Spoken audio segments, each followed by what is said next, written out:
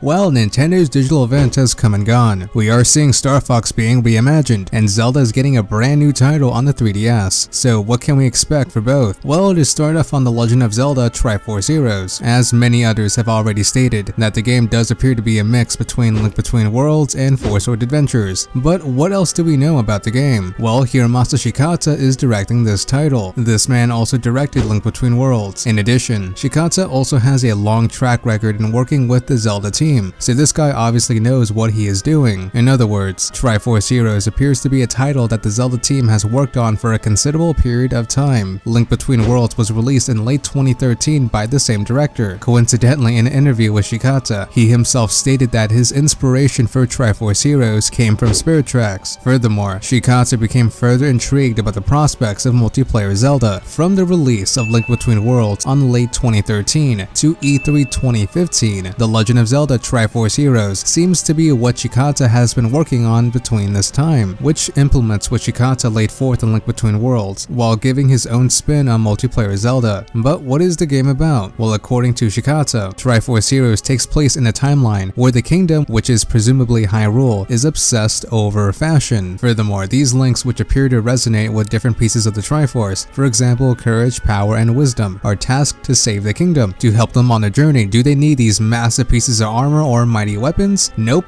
Apparently, these links use fashion to gain new abilities. Now, this isn't a nitpick or anything, but what in the world was the thought process of making this decision?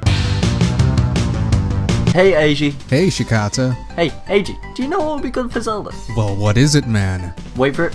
Fashion! Brilliant, get this man a raise, Zelda Wii U delayed. In general, I do like what Triforce Heroes represents, which is the future of Zelda when it comes to multiplayer. The totem mechanic looks neat, and I'm a big fan of Link Between Worlds. But what about Star Fox Zero? We got 1010 Man Nintendo Box and a media source, Edward Everest, who actually was at E3 and reported on the event. Now, where is Star Fox as a series going to go? What is Platinum Games going to do with the Star Fox brand? My first impressions I have to say is that it's one of those games where when you're playing it, you can't watch someone, because on the show floor, you spend a lot of time watching in line. So when I was playing it, it's really smooth and fluid, intuitive. The controls sort of, for lack of a better term, they sort of melt in your hand. Like when you pick up that controller, you know what you're doing, even if you haven't had any sort of Star Fox previous experience. And the graphics aren't really, I wouldn't call them, amazing, but they're decent enough to where you can ignore them and continue to enjoy the game. So it's engaging. And as far as what I expect from the game, when I was talking with Mr. Miyamoto,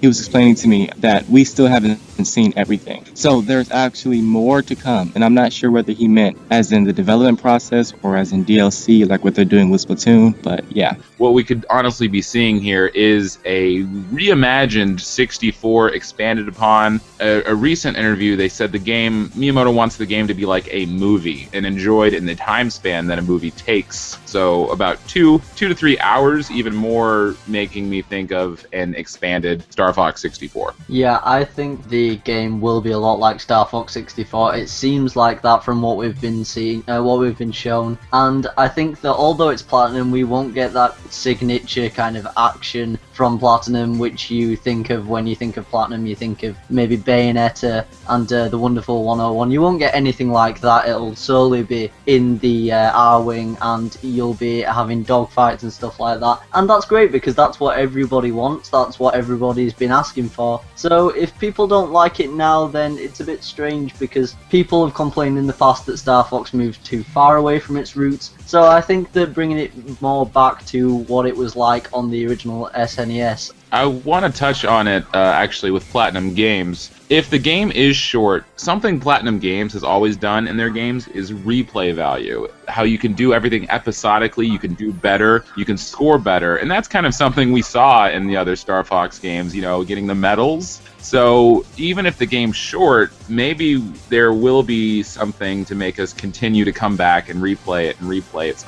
Something we've noticed in Platinum. And going back to Edward here, you actually got got to speak with the man himself, Miyamoto, and did he mention anything in particular in regards to Star Fox Zero? Well, from his tone, I could tell he was excited. I didn't get to hear his words exactly because there was a translator there. He had been working on it a long time, and it was an extremely large project because it hasn't been in development for as long as people have been thinking. So when I did get to talk to him, he was explaining to me that process of how, they had to hire more people, more staff from other takeoff from other development projects to get Star Fox out there. And so it surprised me that it was done so fast. I thought they would have, not like it wasn't done in 1 year or anything, but it was really important for them to get it out. I think they just wanted to make sure they got it out, before NX or anything. Overall, I think he was extremely pleased with the way Star Fox turned out. Moving on to the looks of Star Fox Zero, what do you guys think about the criticism regarding the graphics of the game? From what we've seen, this happens all the time with a new release. People are like, oh man, look at these graphics, this YouTube video, they're crap. We're never going to really know what the graphics are going to look like until the game's in our hands. Yeah, the game's coming out very soon. Yeah, there's not a lot they can do with the graphics. Yeah, personally, it doesn't look amazing. When they were showing Canaria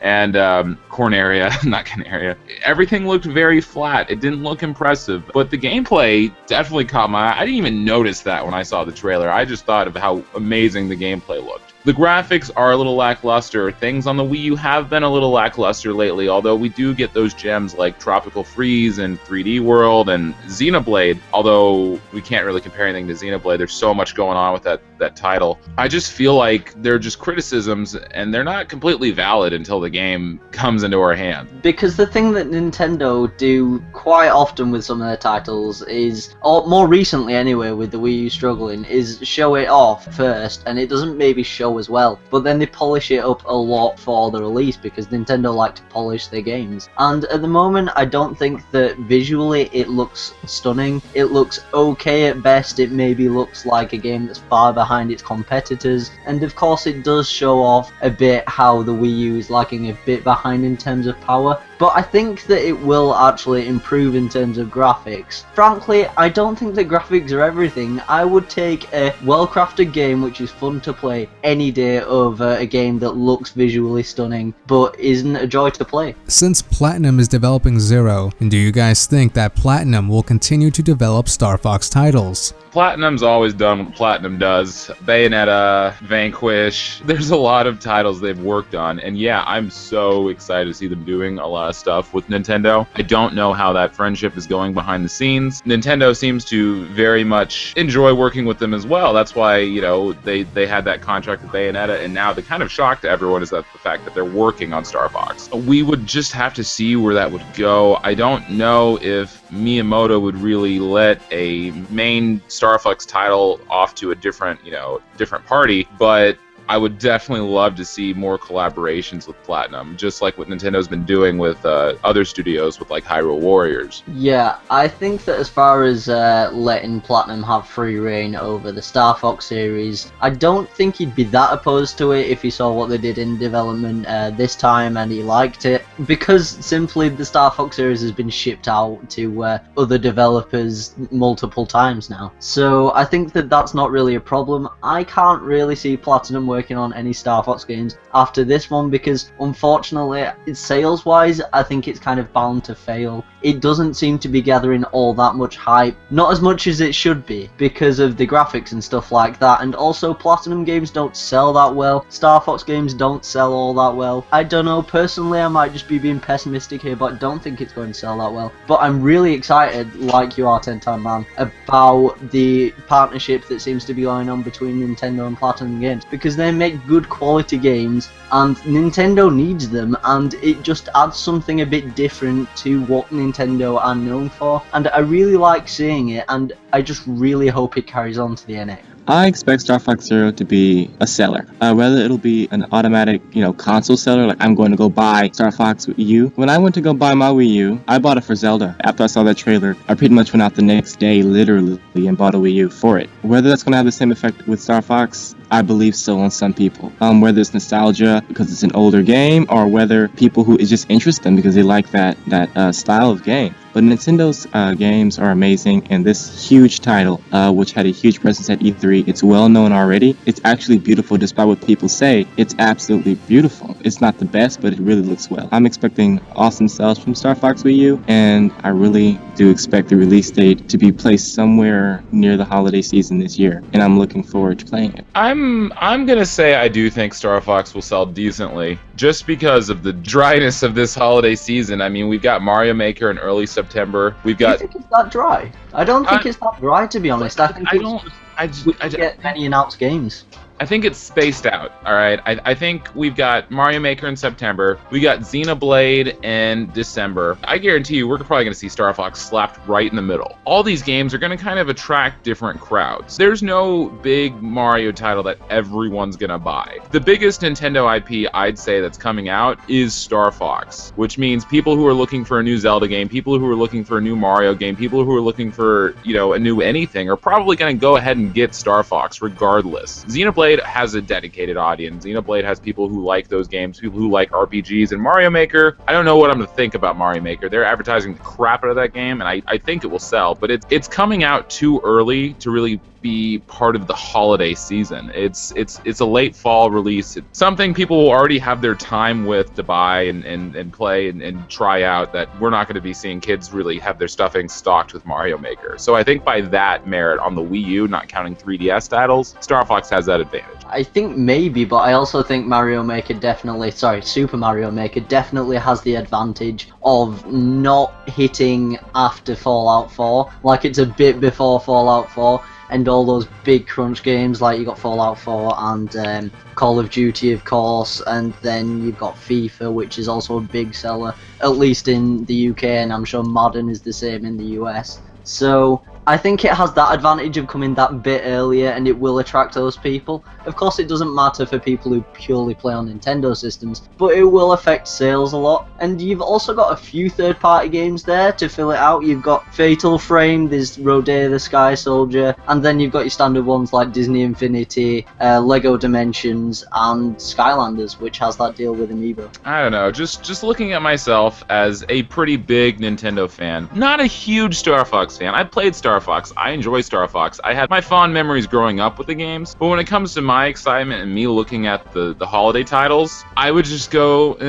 on Mario Maker, and I would just get Star Fox because I felt obligated to the Wii U and needed something to play, and I just kind of feel like there would be a bunch of other people in that boat, as opposed to all these other games that are just hitting us through, localization, and I don't know. That's just my viewpoint on it. Speaking about the Wii U, Miyamoto did give an interview discussing the difficulties of the Wii U. What do you think this means for the new NX? I think the interview was interesting. Miyamoto chalked up the failure of the Wii U to the fact that it was competing, or not really competing, but trying to get in on the tablet market before that really exploded. I honestly view that interview as kind of an excuse. The Wii U lost because of the competition with other consoles, the loss of third-party support, the fact that it was a weaker console that was it didn't differentiate itself enough from the Wii. People thought it was just an expansion.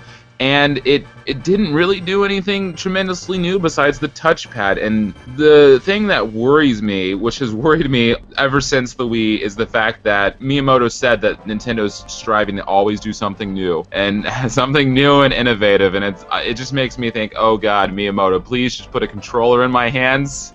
Give me some awesome games and give me some awesome graphics. I don't want to have any horrible nightmares about, the Power Glove or anything they might have in store for us. I just want them to make a badass Nintendo console, and I fear any sort of gimmick they might have up their sleeve. The NX. Well, at first I had some sour views on it. I'm just happy that they're not burning all the Wii U owners, that they're still going to be supporting it. I think we have at least another year or so of support for the Wii U coming in. Zelda Wii U is still going to be on the Wii U, things like that. In the NX, there's a lot of rumors, speculation going on that it'll be a handheld or it'll be a home console. As far as handheld, I highly doubt it. We already have the new Nintendo 3DS, and although it may not be a complete renovation, it definitely is something that we can count as another handheld in the industry. But as far as the NX being home, I think that's what it'll be. I think that the Wii U helped them learn a lot of lessons, and that the NX is going to just be absolutely awesome, and it's going to bring Nintendo back up to where they should be. Yeah, I definitely agree. Part of me definitely wants them to just go the powerful console route, get some third parties back. But it does seem like they're going for the gimmicky route again, which isn't a surprise because they've been doing it for a fair few years now. And that's fine and everything, and who knows, maybe their NX will be absolutely revolutionary. But I thought that the past interviews that we've had in the past couple of days with Reggie and as well as Miyamoto have been really interesting. They've kind of actually acknowledged that the Wii U wasn't the success that they thought it was going to be and wanted it to be. And that was really interesting. I thought that Miyamoto saying that it was because of tablets that the Wii U didn't succeed was a bit wrong of him. It was not what actually caused it to fail, and if it did have a contributing factor, which possibly it did because it wasn't that innovative because tablets were around, he must have known that. They must have known that. They're not that secluded in Japan to not see that tablets were already pretty successful at that time. And as much as I love the Wii U gamepad, they didn't do enough to warrant having that tablet kind of controller. So if they were really going to go for it, they had to go for it, and if not, they may as well have just not included it because it has its advantages, it has its disadvantages. Unfortunately, it was just bound to fail, it seemed, from the first few months that it came out. So unfortunately, it's a great system, it didn't do that well, and hopefully they can improve on that with the NX and start by actually coming out of the gates with a lot of games, which seems to be what they're doing with this. It seemed like they had a bad year at E3, took that hit right now, and then they'll come out knocking it out of the park with the NX launch because they've moved all the development over to there. And I'm hoping that's what they do because that was the big mistake with the Wii U as far as I'm concerned. Lack of games at launch. Well, it's like when I worked at GameStop. I was a manager there for a while, and my most asked question, everyone thought it was an expansion, like how they always advertise, Sega stacking all these things into the Sega Genesis to make it better and better and better, and that's exactly what it seemed like. It seemed like they were going to buy a little pack, red little pack like the N64, plug it in, now you can play Donkey Kong 64, Back on the topic of Star Fox, how do you think Nintendo will handle the series in the future, and what about the future lineup? I agree with Maka here when he said that their lineup is going to be fantastic. Like, if we're in such a drought right now, there are games coming out, but they're not big games. They're not titles we know, sequels to things, what we typically expect, and it's been a long time. And apparently there are studios that are working on stuff. Maybe, for once, this could be the first launch of a new console where we don't have gamers complaining that there's nothing to play. Maybe they just will throw everything at our face, and that would be amazing. Yeah, you'd love it if launch window you had Zelda, which I think will be a dual release between Wii U and NX. I think that it makes business sense. I don't know how they'll do it, they'll have to engineer it, but they've got some great developers, of course, they're a great company, so they can do it, and I think that it only makes sense to do it, and I think it's why it's delayed, and it wasn't showed off at this E3. And then if you brought out a 3D Mario, because we know that the EAD Tokyo team has been working on a mainline 3D Mario since the release of Super Mario 3D World, so it only makes sense for that to be on the NX really at this point. And also if you brought out maybe a Metroid, that would be insane. Those 3 games, launch window games, would make that system a great seller from the start. You'd think that people would come back. It has Zelda and Metroid to appeal to the people who are, hardcore gamers in inverted commas, and, it just seems right. And also Mario would appeal to everyone, because as much as some people are stingy about Mario, I know I've got a few friends who just say Mario's the same thing every time, which I personally don't agree with. I think that Mario still appeals to everyone, and to have those titles all at the start of a console, surely that'll lure in a lot of people. I mean, that has to bring in a lot of people. And then Donkey Kong. I am a huge advocate of Donkey Kong. Like a Donkey Kong 64 sequel? I'd be down for that. No, it's gotta be Donkey Kong Country. What is with you people on 64? that was a solid game, but it was a waste of the talents. No, oh my god, the soundtrack, the gameplay, everything in all of the Donkey Kong Countries. The soundtrack was the best thing about that game. I don't know, dude. 64 was just like a ridiculously overwhelming Banjo-Kazooie with no focus. No, I don't mean like all the collectibles, I just mean a 3D platformer. That's all I mean by that. As long as it's... Dude, give it to the freaking Mario team, man. Make them do a Donkey Kong game. I don't know. That would be pretty cool, but I would not want it to be a spiritual successor to 64. That game gives me nightmares. Although I enjoy it so much as a kid, but now... I've said it before, I'll say it again, Shovel Knight NX. Launch title, 3D Shovel Knight. Final remarks on Star Fox Zero. What kind of expectations do you have for this title? I mean, realistically looking at it, if they have 60 FPS on the screen, on both screens, wow, this is the first time Nintendo's ever done this at the end of their Wii U lifetime.